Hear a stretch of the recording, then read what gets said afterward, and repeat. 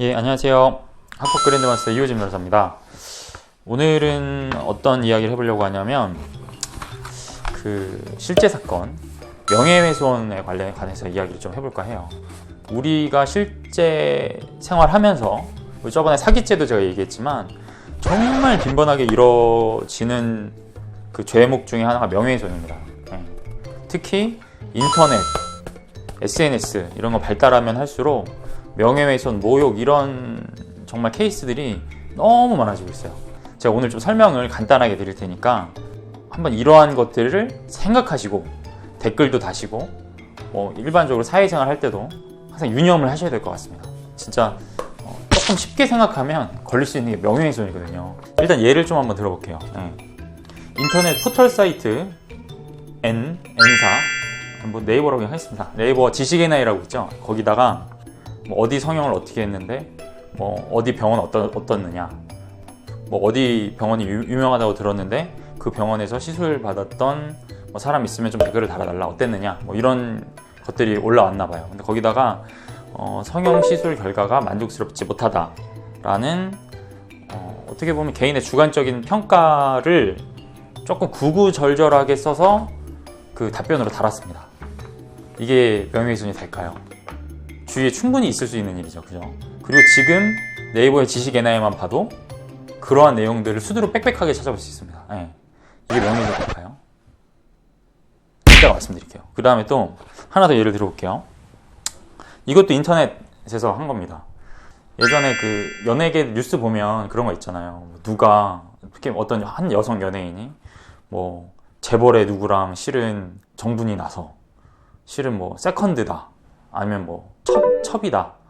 첩이라는 얘기 있으니까 되게 옛날 사람 같은데, 아무튼 혼외자가 있다. 어떤 여자 연예인이 재벌 누구의 총수랑 이미 결혼을 한 사이고 혼외자도 있다. 근데 그런 거를 입막음하기 위해서 수십억 원을 받고 그렇게 마무리를 졌다, 비밀로 하기로 했다, 이런 내용들, 그런 내용들이 나왔어요. 근데 그 밑에 어떤 사람이 댓글을 달았습니다. 지고지순의 뜻이 뭔지는 아니, 모 재벌님하고의 관계는 끝났니? 이렇게 적었어요. 그게 어떤 스타와 관련돼 갖고 그게 기사가 나왔고, 그 밑에 이렇게 댓글을 단 거죠. 지고지순의 뜻이 뭔지는 아냐? 모 재벌남하고의 관계는 끝났냐? 이렇게 댓글을 단 거죠. 이게 명예훼손인가요? 이따가 말씀드릴게요. 세 번째 케이스입니다. 한 학교의 교장 선생님이 여성 기간제 교사, 한 교장이 여성 기간제 교사한테 차 접대를 요구를 했고 성적으로 부당한 대우를 했다라는 인상을 주는 내용의 글을 학교 게시판에 게재를 했습니다.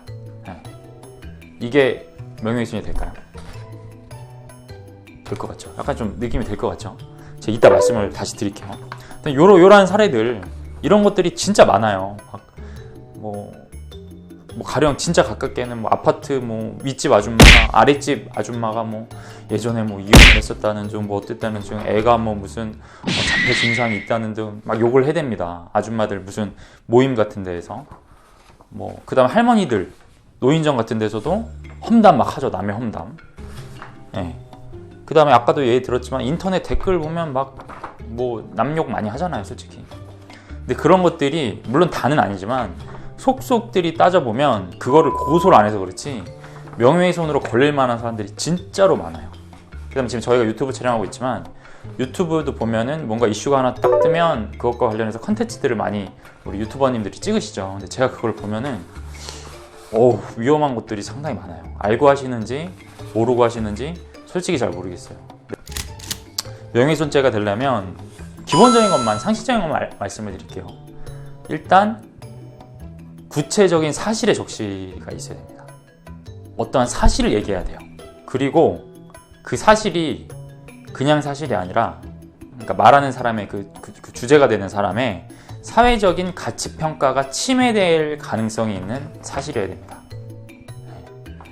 사실을 적시해야 되는데 그 사실이 상대방의 사회적 가치평가가 침해 또는 절하될 가능성이 있는 사실을 이야기를 해야 돼요. 이거에 대해서 그럼 사회적 가치평가가 절하가 된다는 게 되게 추상적인 개념인데 이거에 대한 판단 어떻게 하나요? 판사님이 하는 거예요, 법원이. 이게 과연 사회적 가치평가를 절하시킬 만한 그런 내용이냐. 근데 사회관념, 사회통념에 따라서 판단한다고 이야기를 많이 합니다. 되게 좀 애매모호하죠. 근데 애매모호하다는 거는 좋은 쪽으로 보면은 아닐 수도 있지만 나쁜 쪽으로 보면 별거 아닌 것 같은데 이게 사회적 가치평가 절하가 된다는 내용일 수도 있는 거예요. 또 이걸 뒤집어 생각해보면. 뭐 가령 어떤 옆집 아주머니가 과거에 이혼한 사실이 있다. 이거 사회적 가치평가라고 볼 수 있을까요? 아니 뭐 이혼이 솔직히 요새 같은 세상에 뭐 흠도 아니고 그쵸, 뭐 이혼 충분히 할 수 있는 거잖아요. 근데 이거는 가치평가 절하로 보는 판례가 훨씬 많습니다. 그러니까 이것도 만약에 뭐 사람이 한 두세 명 모여 있어요. 근데 아니 저기 저 603 아줌마 예전에 이혼했다가 좀 재혼한 거야. 예전에 이혼해서 애들도 많이 있었어. 잘 먹고 잘 살아. 근데 이렇게만 얘기해도 명예훼손 될 수 있어요. 한번 생각해 봅시다. 학교 다닐 때, 일반 회사 다닐 때 상대방 욕 하신 적 있습니까 없습니까? 있죠. 그러한 험담, 그게 사실이든 아니든 상관없어요. 사실이어도 우리나라는 명예훼손죄로 처벌이 됩니다. 그리고 제가 잠깐 얘기했지만 사실 적시를 해야 되고 허위 사실을 적시할 수도 있어요. 근데 사실 적시보다는 허위 사실을 적시한 경우 603 아줌마 이혼도 안 했는데 이혼했다고 막 얘기하고 다니는 거, 흉보고 다니는 거예요. 그러면 처벌이 더 높아집니다. 상대방의 사회적 가치 평가가 될 수 있는 그 구체적 사실을 적시, 어디다 표현하는 거예요. 얘기한다거나 댓글을 단다거나 게시판에 올린다거나. 그냥 이야기하면 안 되고 공연성이라는 또 요건이 필요합니다. 이걸 한글말로 쉽게 풀이하면 누군가 제3자가 널리 퍼뜨릴 수 있는 가능성이 있어야 돼요. 내가 나 혼자 알고 있으면 안 되고 어디다 표현을 해야 되고, 표현을 해도 글로 썼는데 내 책상 서랍에만 넣어놨다. 그럼 남이 모르죠. 그래서 아까도 제가 얘기를 했죠. 여러 아주머니들이 계신데 이야기를 해야 되고, 게시판, 인터넷 게시판 같은 경우는 모든 사람이 보잖아요. 세 가지만 기억하시면 돼요. 사실에 적시를 해야 된다. 근데 그 사실이 사회적 가치평가를 가지고 오는 사실 내용이어야 되고, 그다음 공연성, 널리 퍼뜨릴 수 있는 가능성이 있는 사람이나 공간에 던져져야 된다. 그 내용들이. 그렇게 세 가지가 있으면 일단 명예훼손죄의 구성 요건은 만족을 하고, 그 다음에 이제 명예훼손에 대한 그 의사, 고의가 있어야죠. 상대방에 대해서 명예를 훼손시켜야겠다. 내가 이러한 사실이 있으면 명예훼손이 된다는 걸 다 인식하면서도 그러한 내용을 내가 이야기를 해야 되겠다. 그래서 상대방의 명예를 실추시키거나 시킬 수도 있겠다라는 밀필적 고의를 가지고 이야기를 하면 명예훼손죄가 성립이 됩니다. 아까 처음에 제가 그 영상 찍을 때 예를 든 거 있죠. 그거에 대한 답을 말씀을 드릴게요. 아까 그 네이버에 지식 NI의 그 성형외과 관련해서 만족스럽지 못했다라는 주관적인 평가를 올린 댓글, 정보통신망법상의 그 명예훼손 조문이 적용이 됩니다. 온라인에서의 명예훼손은 비방할 목적이 있어야 된다. 지금 이거는 자기가 성형받아서 만족스럽지 못했다는 주관적인 평가를 한 거잖아요. 그죠?